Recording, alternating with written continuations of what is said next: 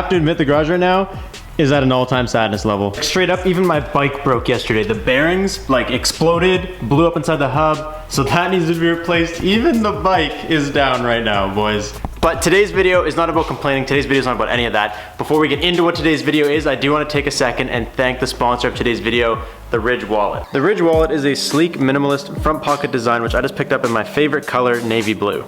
This thing has room for 1 to 12 cards, and I realized once I sorted through all the cards that were in my old wallet, I don't even have 12 cards to put in this. I found myself spending about $40 to $50 every couple of years on a new wallet, and after realizing that every couple of years I was wasting my money buying a new wallet, I decided to pick one up with a lifetime warranty that I should never have to replace again. One of my favorite other Ridge products is actually their backpack.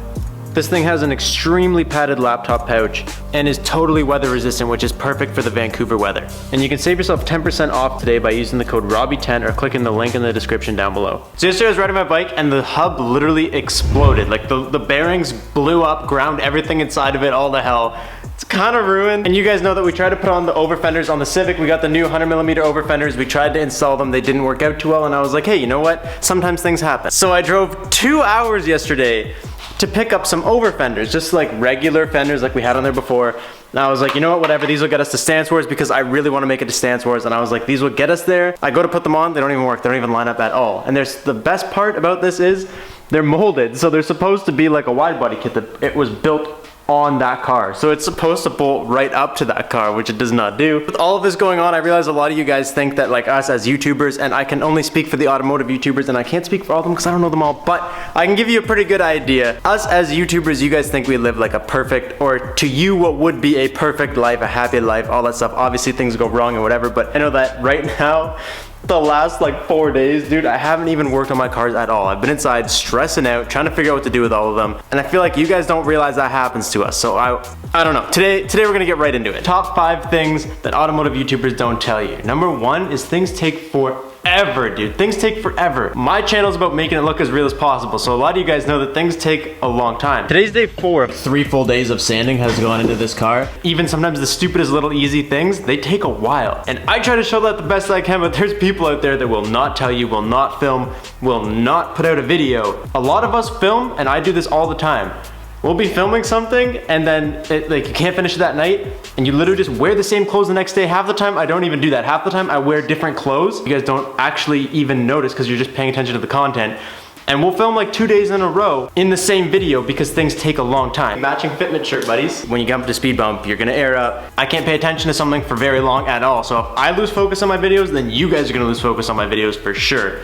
So it's kind of about like keeping the pace going, keeping everything rolling. 3 hours on video could be 10 seconds. But when you guys do it, you think, wow, it didn't look that long in the video, but it is. It's just, we're taking the long, lengthy, really boring us welding for 4 hours and we're making it into like 20 seconds. Get through it so you guys see it happening, but you guys don't get a grasp for how long it really takes. Second thing is that it is really expensive. A lot of you guys think that we have a lot of money, and sure, on YouTube there's potential to make a lot of money, but a lot of us don't have as much money as you guys think. I would think that being an automotive YouTuber, of what I can think of as people that do YouTube, is one of the more expensive YouTubers to be, because we have to buy car parts to put on our car to make content, whereas someone who just like vlogs every day, they don't have to do that. Don't get me wrong, there's a lot of sponsors, there's a lot of beautiful people in the world, such as D&D, such as Glow Shift, such as Liquid Molly, that I absolutely love and I absolutely love working with, and they make my life way easier. Without them, I would have to pay a lot more for car parts and it would be a lot harder to continue to mod the cars. A lot of the stuff we do is sponsored, or not full sponsors, but like partially sponsored. A lot of people give pretty significant discounts to advertise on YouTube channels, and I don't think most people know that, and I know this for a fact because even my friends are like, whoa, you didn't pay full price for that? I always just laugh. I'm like, dude, if I paid full price for everything I do, how would I be able to do what I do?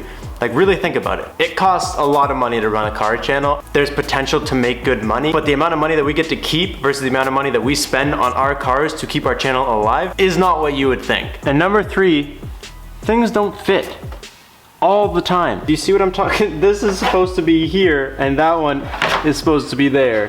Things don't always fit. I think things not fitting is one of the most discouraging things, and I talk to a lot of you guys at shows and I meet a lot of you guys And a lot of people just say like, man, I tried, I really wanted to do this and I bought it and it didn't fit. And then you just get discouraged, you don't want to try it again.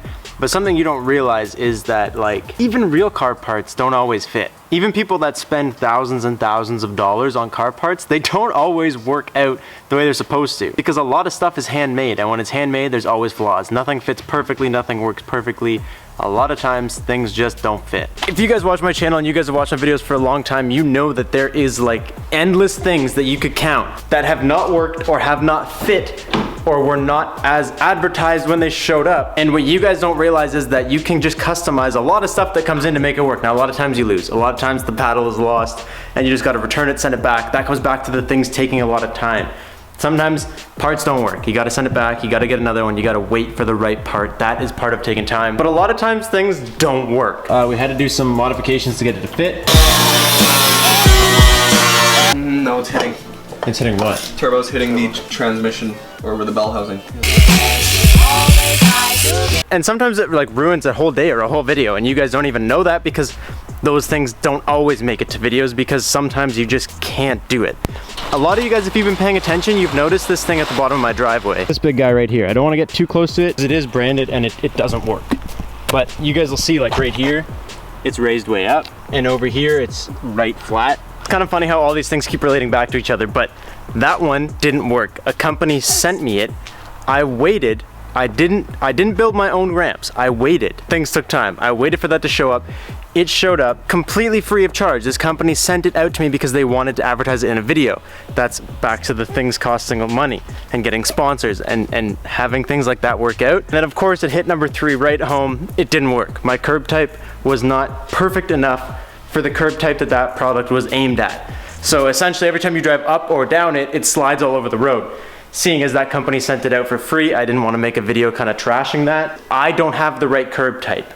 They sent it out thinking that my curb type was a little bit different, and it's not. So that's not entirely their fault, so I don't want to bash them. But again, it didn't work. Okay, I need you guys to fully understand number 4. Things break. This is not related to things don't fit. This is you put something on and then it breaks. It happens all the time. And a lot of times you guys won't see it in videos. Reason being, we'll put something on, we film, it works. Next day you wake up, just trying to go buy some milk for my cereal. Drive down the road, boom, broken. And like you're not filming, you weren't planning on filming. Now you're stuck on the side of the road, you gotta fix it, come back. That was extreme, it doesn't happen that much. It could be something stupid like this, where I perfectly cut it, it was nice and round, I gave it way too much sauce one day, and it cracked and split and opened way wider than it should have been. Or it could be something extreme. It could be like the 240 where we spent thousands of dollars, we bought a brand new turbo kit, we spent time on dyno, we put so much into this car. We drove it twice, and on the way home from Calgary,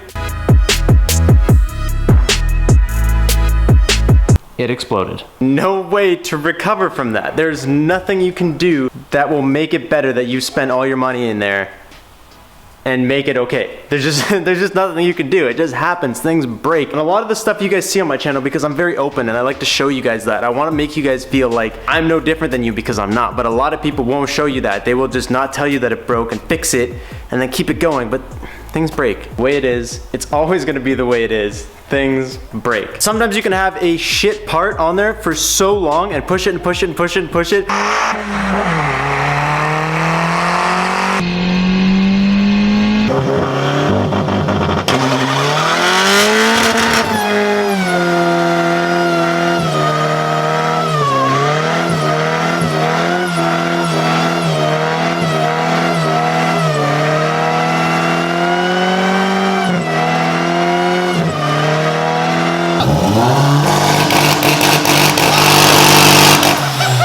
And it will never go. And sometimes you can spend $1,000 on a part and it blows within 5 minutes.